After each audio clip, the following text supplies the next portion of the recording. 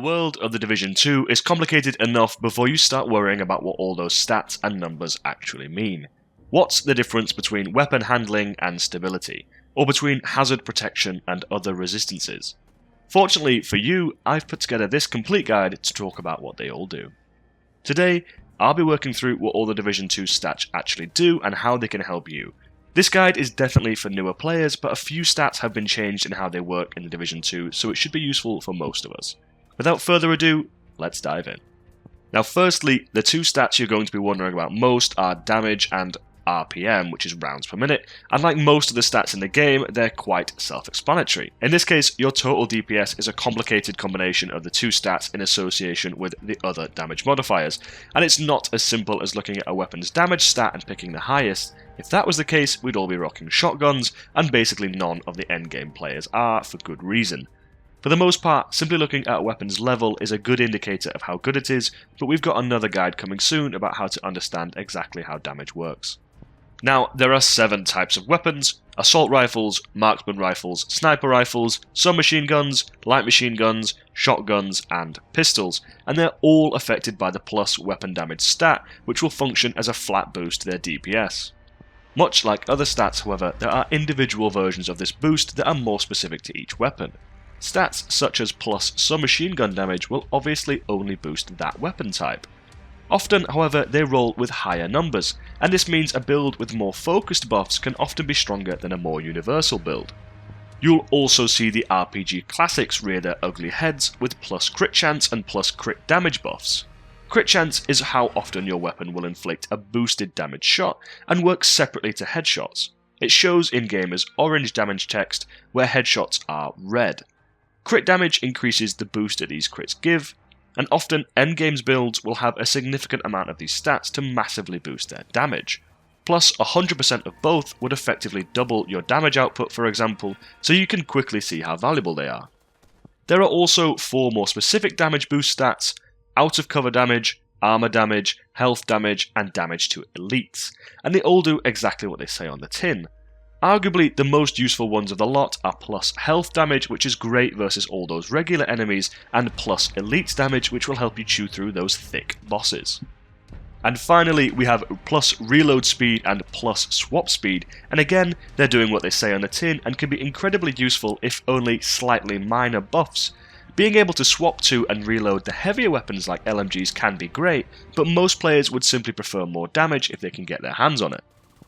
And there are also some quality of life or usability improvements that can really help you out. These all fall under the wider category of weapon handling.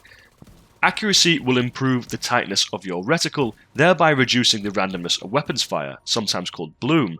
Stability decreases weapon recoil and kick.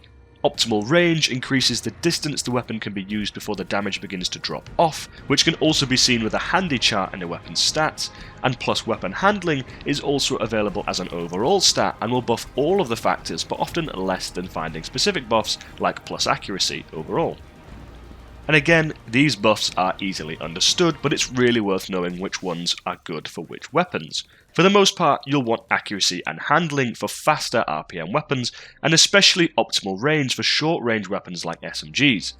Handling in general is great for all of the weapons, but arguably accuracy is the best stat of the group overall.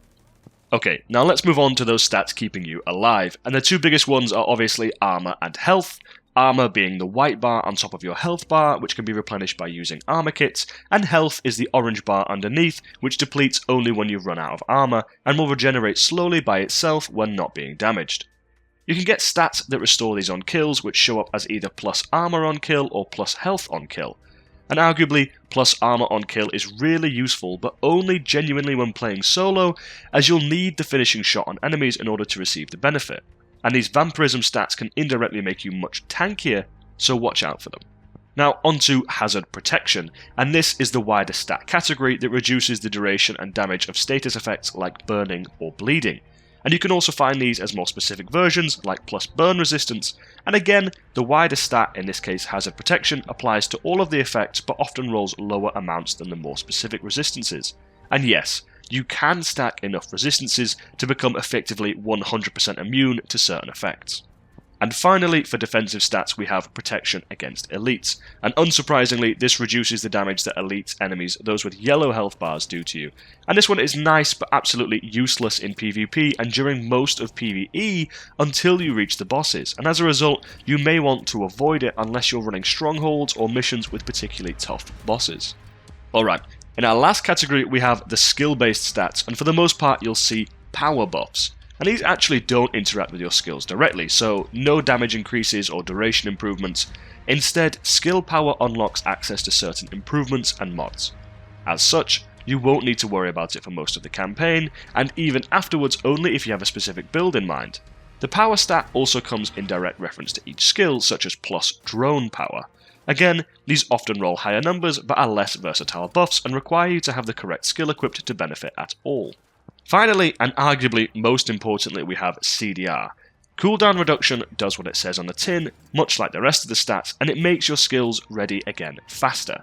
This is a great stat as it simply means more uses of those clutch skills.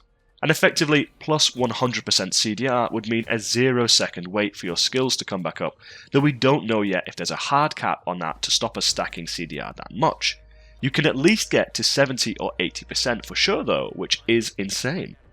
Okay, so that's a whole lot of stats to get your head around, and most of them are quite self-explanatory as I've said, with the more obscure ones generally being names for the wider groups of stats like hazard protection. Knowing what they all do is a great boost in terms of being able to spec towards playing your way. And learning them now sets you up super early for exploring and enjoying the full builds once you hit endgame. Don't forget that we have a leveling guide to get you there as quickly as possible too. Alright. That's it for our complete Division 2 stats guide. Hopefully that helps you to understand exactly what all those buffs mean and sets you up nicely to transition into the stat-filled endgame. If this guide helped you, drop us a like and subscribe for more Division 2 content coming right your way. Thanks for stopping by. I've been Faulty Optics. You can follow me on Twitter at Faulty_Optics, and I'll see you all next time for more gaming guides and news.